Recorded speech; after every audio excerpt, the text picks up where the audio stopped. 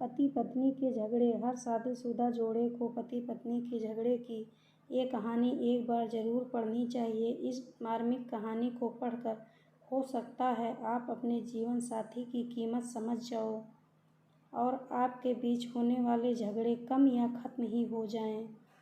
प्रज्ञा असमर्थ, यह वीडियो देखो कितना कॉमेडी है। असमर्थ: प्रज्ञा प्लीज़ मुझे मेरा काम करने दो, मुझे परेशान मत करो। ऐसी फालतू बातें सुनने के लिए मेरे पास तुम्हारे जैसा फालतू वक्त नहीं है। प्रज्ञा असमर्थ: आजकल मेरे लिए तुम्हारे पास टाइम ही नहीं रहता और तुम्हें मेरी सभी बातें फालतू और गलत ही लगती हैं। तुम्हारी नज़रों में मैं इतनी ही बुरी थी तो तुमने मुझे प्रपोज़ करके शादी क्यों की? असमर्थ: हाँ, भूल हो गई मुझसे, लेकिन अब क्या फ़ायदा ये सब बोलकर। की हुई भूल अब निभानी तो पड़ेगी ना ज़िंदगी भर। असमर्थ के ऐसे शब्द सुनकर प्रज्ञा की आंखों में आंसू आ गए।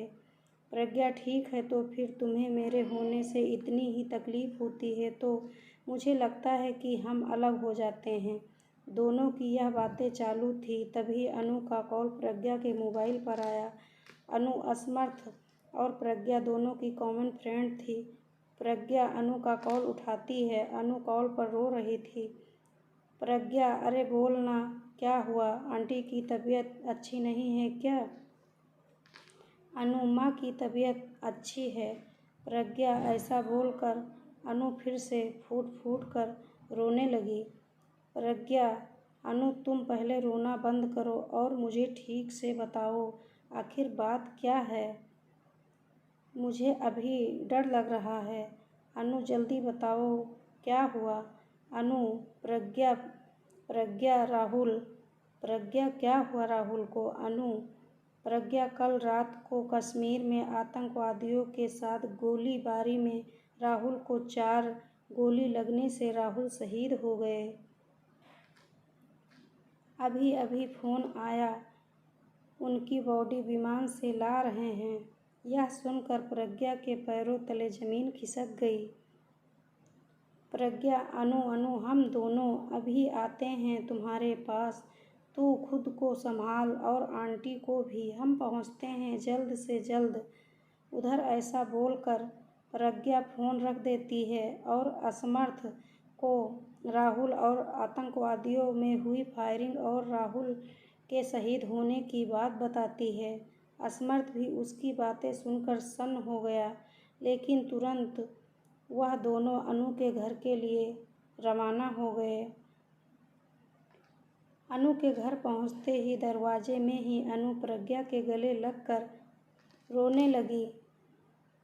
अनु: प्रज्ञा, कल सुबह ही तो हम तीनों ने उनसे बात की थी वीडियो कॉल पर। वो कह रहे थे कि छुट्टी सैंक्शन हो गई है और अगले सप्ताह वो घर आ रहे हैं। ये बातें बोलकर वह कितने खुश थे और रात को अचानक ऐसे ऐसे हो गया। प्रज्ञा: संभाल खुद को, तुम्हें तकलीफ़ होगी, प्लीज़ संभाल खुद को। तू अपनी हिम्मत को खो देगी तो आंटी को कौन संभालेगा। अनु: अब मैं क्या करूं? खुद को संभाल कर मेरे जीने की वजह ही मुझसे दूर चली गई। अब किसके लिए जीऊं? बस 6 महीने ही हुए हैं हमारी शादी को और शादी होते ही 15 दिन में वह ड्यूटी पर निकल गए। एक दूसरे को समझने के लिए भी वक्त नहीं मिला। प्रज्ञा: इतने सपने देखे थे हम दोनों ने, हमारे बच्चे के, नए घर के, एक दूसरे के लिए बहुत सारी बातों के सपने देखे थे। अब सारे सपने अधूरे रह गए, हमें वक्त नहीं मिला। प्रज्ञा: वक्त ही नहीं मिला। प्रज्ञा थोड़ी देर में राहुल की बॉडी तिरंगे में लपेट कर आई। शासकीय इंतजाम में राहुल का अंतिम संस्कार हुआ। सभी विधि खत्म होने पर असमर्थ और प्रज्ञा अपने घर वापस देर रात पहुँचे। प्रज्ञा: असमर्थ, तुम खाना खाने वाले हो क्या? मुझे तो भूख नहीं है। असमर्थ: नहीं, चाय बनाओ, बहुत सिर दर्द हो रहा है, कुछ समझ में नहीं आ रहा है। प्रज्ञा दोनों के लिए चाय बना कर ले आती है। चाय पीने के लिए दोनों शांत से सोफे पर बैठते हैं। असमर्थ। सॉरी प्रज्ञा, मैं सुबह तुम पर बहुत चिल्लाया। अरे क्या करें, वर्क फ्रॉम होम होकर भी इतना प्रेशर होता है और इस वजह से मैं इतना चिड़चिड़ा हो जाता हूँ कि उसका गुस्सा तुम पर निकलता है। आई एम सो सॉरी प्रज्ञा। प्रज्ञा। असमर्थ, तुम सॉरी मत बोलो, मैं भी गलत थी। मैंने भी ज़्यादा ही बोल दिया था कि हमें अलग हो जाना चाहिए। मुझे ऐसा नहीं बोलना चाहिए था। असमर्थ। प्रज्ञा, तुम्हारा गुस्सा भी सही है। मैं तुम्हें वक्त दे पाऊँ इतनी सी तो तुम्हारी इच्छा होती है। प्रज्ञा। हाँ, लेकिन हमें भी तुम्हें समझना चाहिए था। असमर्थ। तुम्हारे काम का प्रेशर न समझते हुए मैं अपना ही गुस्सा तुम पर निकाल रही थी। असमर्थ। इट्स ओके प्रज्ञा, हम दोनों ही अपनी अपनी जगह सही थे, बस हम दोनों एक दूसरे को समझ नहीं पाए। प्रज्ञा। असमर्थ। अनु के वह शब्द अभी भी मेरे कानों में गूंज रहे हैं। हमें वक्त ही नहीं मिला। प्रज्ञा। हमें मिला हुआ वक्त को कितना ग्रांटेड लेते हैं ना। असमर्थ।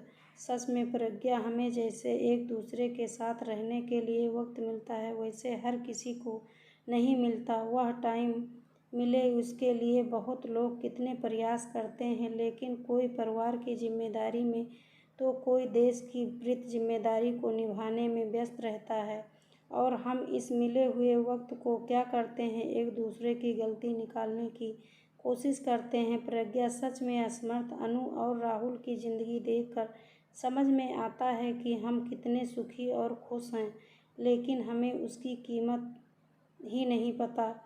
हम हमारे ज़िंदगी की छोटे छोटे दुख और उलझे रहते हैं।